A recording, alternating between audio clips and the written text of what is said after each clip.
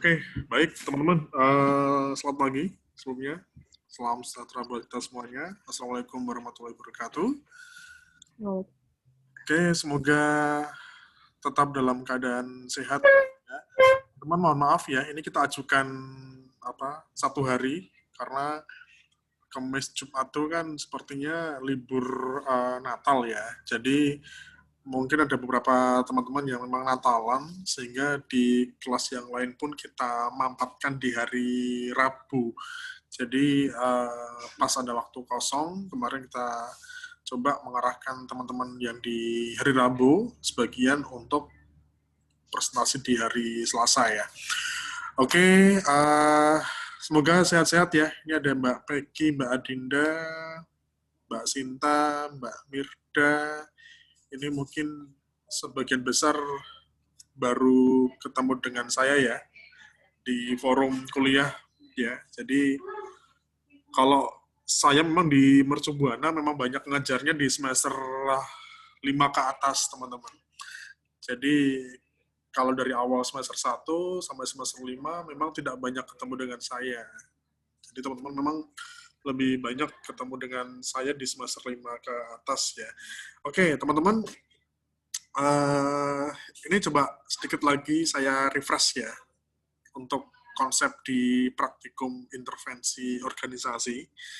Jadi teman-teman besok tuh kan, ini kan udah semester 7 ya, sebagian besar ya, sudah mau lulus ya, ini sebagian besar sudah ngambil P3, mungkin ada yang masih ngambil seminar, artinya tidak lama lagi teman-teman akan lulus dan akan masuk ke dunia kerja. Jadi memang capaian teman-teman untuk selama menjadi seorang mahasiswa kan wisuda ya. Tapi kan setelah wisuda ada target yang harus dicapai lagi oleh teman-teman nih. Karena Anda masuk ke dunia kerja. Dunia di mana teman-teman akan mengaplikasikan ilmu yang selama ini dipelajari di perkuliahan, dipelajari kemudian di perusahaan. Ya.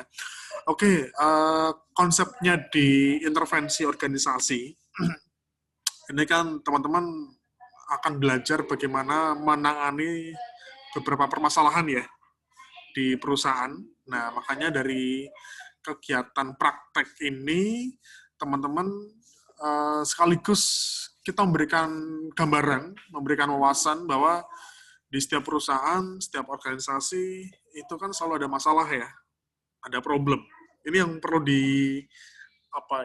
dicermati dan dipahami sama teman-teman. Besok kalau teman-teman kerja di perusahaan, pasti ada masalah kok, ada kendala, ada hambatan. Tapi saya harap kendala yang dihadapi oleh teman-teman semoga tidak menyurutkan motivasinya ya untuk terus mengembangkan diri ya. Ini kita belajar dulu dari awal bahwa di sebuah perusahaan, di setiap organisasi itu punya problem, punya masalah. Nah, besok kalau teman-teman kerja sebagai seorang HRD, itu kan salah satu tugasnya itu adalah menyelesaikan permasalahan yang terjadi di karyawan. Ini kita belajar dari sini paling tidak ya, ini sebagai persiapan besok ketika teman-teman akan bekerja di perusahaan, sehingga semoga dari kelompok-kelompok yang lain juga memberikan variasi-variasi contoh permasalahan ya, sehingga teman-teman harapannya bisa merangkum bahwa ya setiap perusahaan punya problem, setiap perusahaan punya permasalahan, tergantung bagaimana kita melihat permasalahan tersebut ya. Oke, langsung aja untuk kelompok 6, kita berikan waktu untuk presentasi, singkat aja mungkin ya, maksimal 8 menit ya. Nanti setelah ini kita akan bahas bareng-bareng ya. Baik, monggo, waktu dan tempat kami persilahkan pada kelompok 6. Silakan siapa yang mau menyampaikan terlebih dahulu. Terima kasih teman-teman.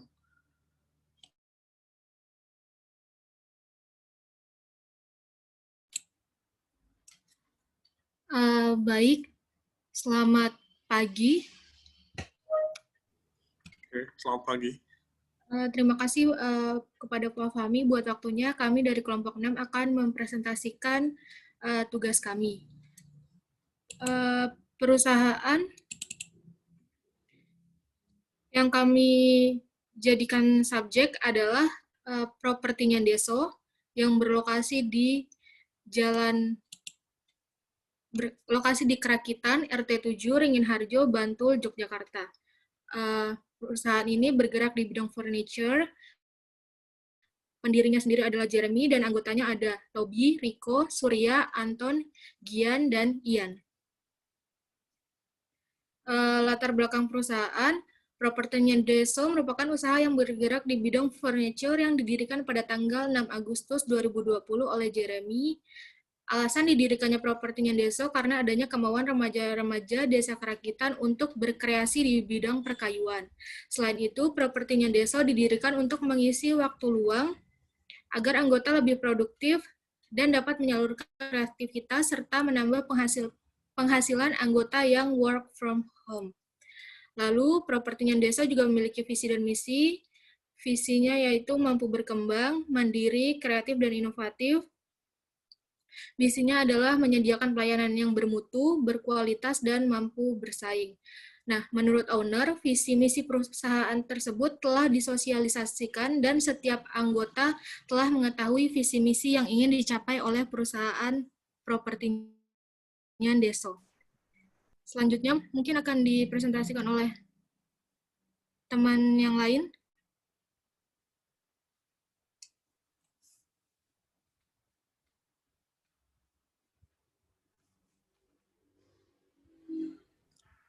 Monggo, siapa?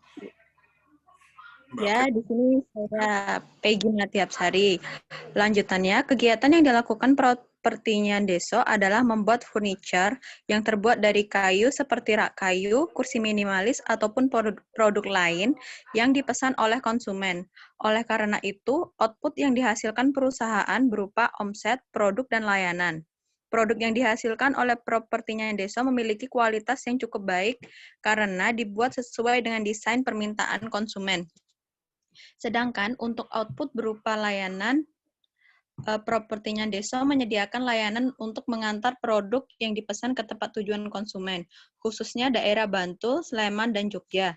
Namun, walaupun produk yang dihasilkan memiliki kualitas cukup baik dan adanya layanan mengantar pesanan, belum cukup membuat usaha Propertinya Deso dikenal oleh masyarakat luas, sehingga menyebabkan omset yang telah ditargetkan tidak dapat tercapai.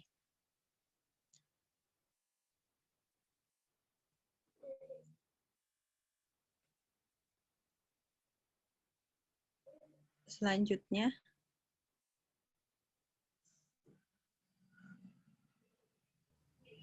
Oke, monggo siapa nih operatornya? Ya. diagnosis. Berdasarkan penjelasan pada latar belakang, diketahui bahwa Propertinya Deso mengalami kesulitan dalam mencapai omset yang telah ditargetkan. Hal ini disebabkan karena produk Propertinya Deso belum dikenal oleh banyak orang. Jika ditelusuri lebih lanjut, hal ini disebabkan karena kurangnya strategi pemasaran yang dimiliki oleh Propertinya Deso. Hal ini juga dikatakan oleh owner bahwa Propertinya Deso memiliki kendala dalam memasarkan produk karena anggota yang bertugas memasarkan kurang memiliki pengalaman dan wawasan terkait strategi pemasaran yang baik, sehingga tidak banyak menarik minat konsumen. Oleh karena itu, secara singkat, permasalahan yang dialami oleh Propertinya Deso dapat dilihat pada bagan di bawah ini.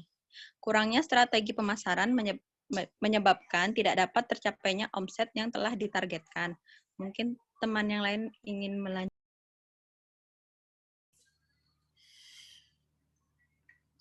Oke, ada yang mau menambahkan? Ya, oh masih ada ya. Oke.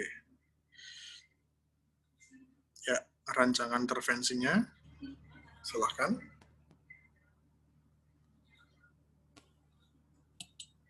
Untuk rancangan isinya sendiri, rencananya kami akan menggunakan strategi intervention, yaitu intervensi yang berfokus pada strategi pemasaran usaha Propertinya Deso. Strategi intervention adalah intervensi yang mencakup strategi yang dilakukan perusahaan untuk organisasi menghadapi perubahan yang meliputi budaya perusahaan, merancang nilai atau value bagi karyawan, strategi marketing atau produk, merger, akuisisi. Nah, yang dapat dilakukan antara lain dengan memberikan pelatihan pada anggota yang bertugas memasarkan terkait pengetahuan dan ilmu strategi pemasaran yang baik dan efektif, sehingga produk propertinya desa dapat lebih dikenal dan terjual di tengah banyaknya usaha yang menjual produk yang sama. Sekian presentasi dari kelompok kami, Pak. Oke. Oke, ini berarti furnitur ya, selangnya pembuatan usaha mebel lah, katakanlah seperti itu ya.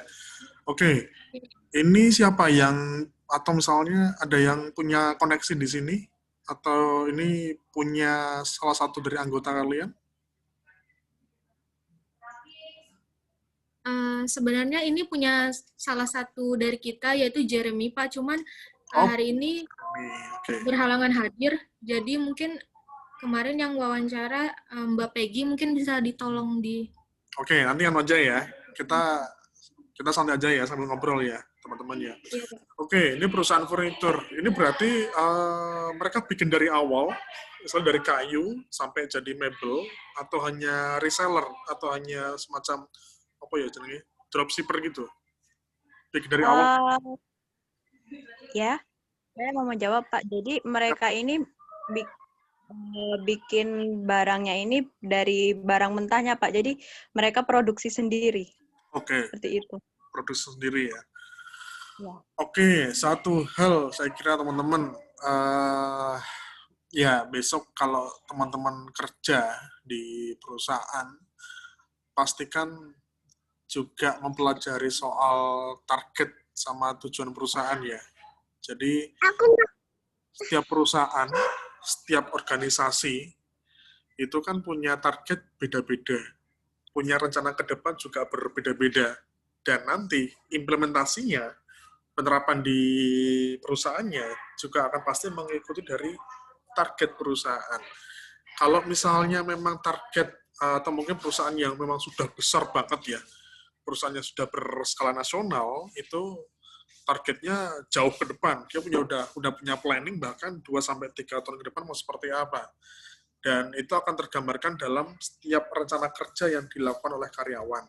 Tapi perusahaannya masih kecil-kecil, ini kan perusahaannya yang mungkin menengah ya. Ini memang sudah punya target, tapi biasanya mungkin targetnya belum terlalu jangka panjang ya. Jadi masih sebatas untuk target-target yang dalam jangka waktu dekat. Nah, kita ambil contoh gini aja. Ini di kampus satu semua kan ngekosnya sebagian besar. Iya, Pak. Mbak Peggy di mana kosnya?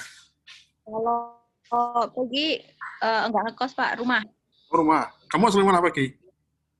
Asli Jogja. Iya, belum. Ya.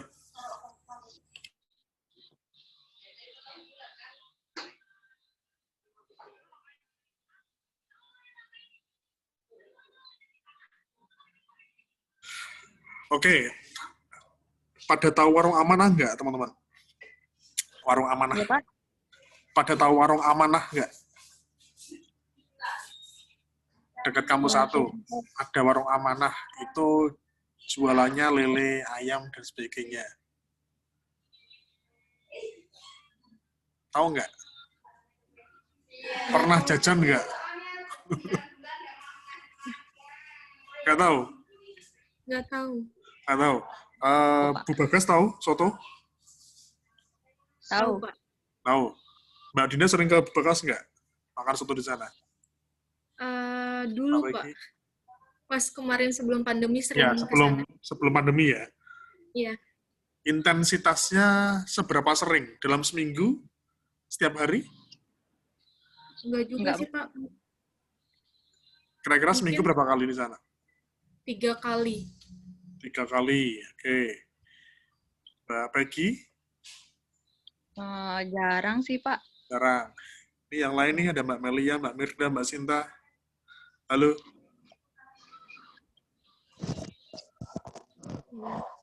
Mbak Mirda, tahu Bu Bagas nggak, Mbak Mirda? Tahu. Sering ke sana nggak? Nggak sering juga sih, Pak. Nggak sering juga. Oke, Mbak Dinda, kamu kalau ke Bu Bagas, kenapa kok pertimbangannya apa kalau sering makan di sana? Pertama, karena dekat sama kampus, jadi kalau misalnya istirahat dari matkul satu ke matkul lain cuma sebentar, bisa cepat dijangkau. Terus, Oke, terus? Makanannya lumayan enak. Makanannya lumayan enak. Oke. Apa lagi kira-kira? Harganya juga terjangkau sesuai dengan kantong mahasiswa. Oke. Ya, setiap lokasi usaha, setiap perusahaan itu kan punya aspek-aspek keunggulannya ya, teman-teman ya. Mau warung soto, mau pabrik genteng, mau istilahnya usaha sablon, atau mau bengkel mobil misalnya. Nah, biasanya masing-masing perusahaan tuh punya punya aspek-aspek unggulan yang ditonjolkan ke konsumen.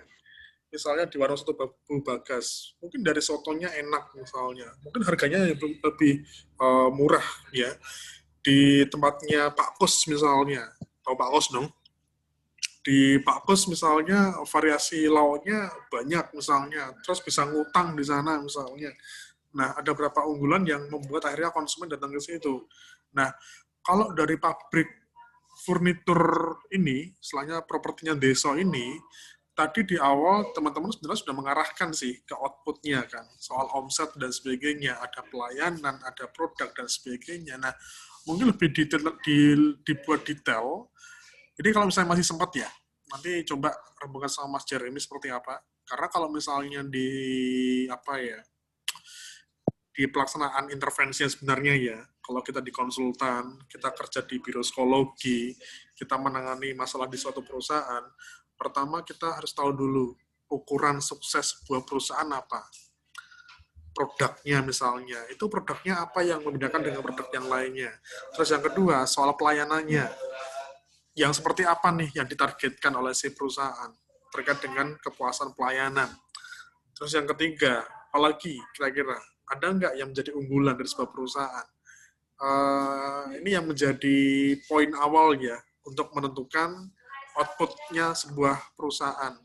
Nah, ketika yang dimasalahkan soal omset, tadi kan Mbak Peggy kalau salah menyampaikan soal omset yang agak menurun ya, Mbak Peggy ya, omset dari propertinya Deso ya. Oke, omset ini bisa menjadi indikator utama ya suksesnya atau baiknya sebuah perusahaan. Nah, ketika misalnya katakanlah yang dimasalahkan omset, kemudian di breakdown ke bawah terkait dengan faktor-faktor penyebabnya, itu yang saya kira pelaksanaannya kalau situasi yang sebenarnya ya. Kalau situasi yang sebenarnya kan kita benar-benar melakukan riset toh, nyebar kuesioner, nyebar skala, kita wawancara, observasi ke pimpinannya dan sebagainya, mungkin ke konsumennya. Nah, kalau memang yang dimasalahkan adalah strategi marketingnya, pastikan bahwa strategi marketing ini adalah masalah yang memang urgent, penting. Kita bisa bilang urgent atau penting, artinya kalau masalah yang diangkat sama teman-teman, itu sudah sangat berdampak pada tadi, outputnya sebuah perusahaan.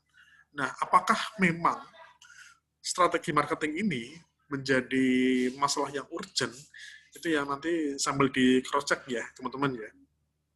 Kalau ini memang menjadi permasalahan yang urgent banget, ya sampai mengaruhi ke omset, ya, itu yang memang perlu diintervensi. Terkadang gini, Mbak, ya, kalau misalnya di sebuah perusahaan, terkait dengan marketing sudah bagus nih, sudah ada timnya, sudah punya sistem marketing, tapi dasarnya produknya yang ketinggalan zaman. Itu yang mungkin jadi alasan akhirnya produknya nggak laku. Karena bisa banyak aspek kan, yang bisa mengaruhi omset kan. Bisa mungkin kualitas dari kayunya, kualitas dari bentuk mebelnya, terus dari pelayanannya yang kurang cepat misalnya, atau apa dan sebagainya. Itu hal-hal yang mungkin bisa mengaruhi omset dari sebuah perusahaan. Nah, itu yang saya kira besok kalau teman-teman kerja di HRD, nah, nggak enaknya gini, teman-teman kalau kerja di perusahaan swasta ya, kalau kerja di perusahaan swasta, itu kan kita kan punya kompetisi dengan produk yang lainnya. Kalau kita bisa bilang bahwa propertinya Deso, ini kan mungkin saingannya banyak, Mbak. Nggak cuma di Sedayu aja. Ini mungkin di Sedayu nggak cuma ini, bisa banyak banget. Artinya, dia bersaing kan dengan yang lainnya. warung Indomie deh, Warmindo, ya. Warmindo juga bersaing, ya. Di Jogja ada banyak banget Warmindo. Tapi ada beberapa Warmindo yang memang laris, ya, didatangi konsumen. Di Jogja kan banyak banget ya tempat makan, kafe, restoran yang berlomba-lomba untuk menarik minat konsumen sehingga konsumen punya ketertarikan lebih terhadap suatu produk ya. Kayak yang lagi tren misalnya, tahu mie gacoan ya teman-teman ya. Peggy pernah ke Tahu, sana? Pak. Pernah, Pak. Pernah. Kamu datang langsung atau pesan di Gojek? Oh, kalau Peggy Seringnya biasanya pesan dari Gojek, Pak. dari Gojek. Kalau makan di sana langsung pernah nggak? Enggak, soalnya rame Nah, biasanya. kenapa kok Peggy pengen makan mie gacoan? Sudah tahu itu rame, terus yang bikin penasaran apa Peggy ketika mau makan mie gacoan? Kalau Peggy biasanya kan itu harganya nggak begitu mahal, Pak. Terus ada level-levelnya itu loh, Pak. Kalau Peggy kan suka yang pakai level terus nanti paling pedas kayak gitu, Pak. Di Bisa tempat yang paling lain nggak ada, Bu? ada, tapi Peggy lebih Jenis yang sama. cocok ke rasanya itu sih. Rasanya. Cuman kayak misalnya, kamu tahu mie nyinyir nggak? tahu. Tahu kan? Konsepnya hampir sama kayak mie gacoan kan? Kamu. Tapi kenapa kok orang lebih cenderung ke mie gacoan daripada ke mie nyinyir misalnya? Kayaknya kalau pas Peggy pernah ke mie nyinyir juga. Oh, pernah juga. Kalau di mie gacoan itu kan kayak ada prinsipnya juga. Kayak gitu kan, Pak. Kalau mie nyinyir seinget Peggy, enggak deh, Pak.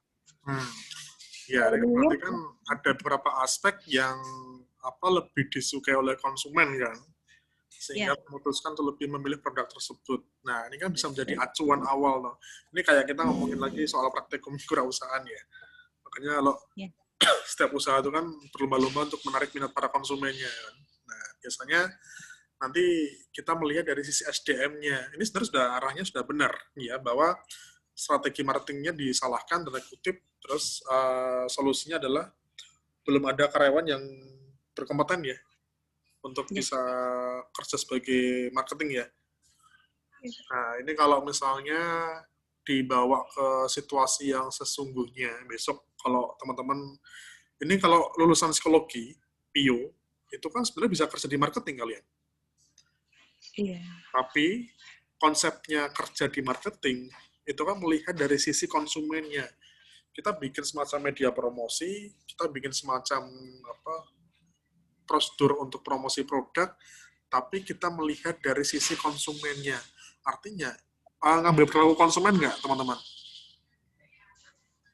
Perilaku konsumen, semester 6 lah ya kemarin. Iya, ikut. Kalau konsepnya perilaku konsumen, itu kan menciptakan suatu produk atau mungkin menciptakan suatu sistem marketing, itu kan menyesuaikan dari segmentasinya seperti apa. Kalau misalnya propertinya Deso, ini saya nggak tahu harganya kayak gimana, mahal atau enggak. Kalau misalnya mahal, segmentasinya bukan anak muda mungkin, segmentasinya orang-orang keluarga misalnya. Tapi kalau segmentasinya anak muda, mungkin secara harga lebih murah, secara bentuk mungkin lebih lucu ya misalnya gitu. Gitu ya. Ini kalau secara alur udah oke, ya. Cuma itu perlu dipastikan kembali apakah ini karena mungkin ada Mas Jeremy ya. Nanti sambil dikonfirmasi, terus kalau misalnya segala sesuatunya udah oke, nanti bisa diarahkan ke laporan. Cukup satu laporan, satu kelompok ya, nanti dikumpulkan pada saat UAS ya. Gitu. Baik. Oke, ini saya rekam teman-teman. Nanti saya share di video. Kalau misalnya ada yang mau ditanyakan ke saya lagi, nanti bisa melalui grup ya, teman-teman ya. Oke, gitu aja ya, teman-teman ya. Nanti saya live dulu, nanti nyambung di kelompok 7. Mungkin kalau misalnya ada yang kelompok 7 udah gabung, nanti saya live dulu ya. Saya live dulu, nanti kita bisa gabung. Baik. Itu ya, thank you. Mbak Adinda dan kawan-kawan, sukses selalu dan jaga terus kesehatan ya. insya Allah tahun depan ya, ada kesempatan, rezeki, waktu bisa ketemu ya di kampus ya. Oke, terima kasih. Sukses semuanya. Terima kasih. Kita tutup ya. Selamat siang. Assalamualaikum warahmatullahi wabarakatuh. Waalaikumsalam. Terima kasih, Pak. I love ya. Sukses ya. Sehat semuanya. Yep.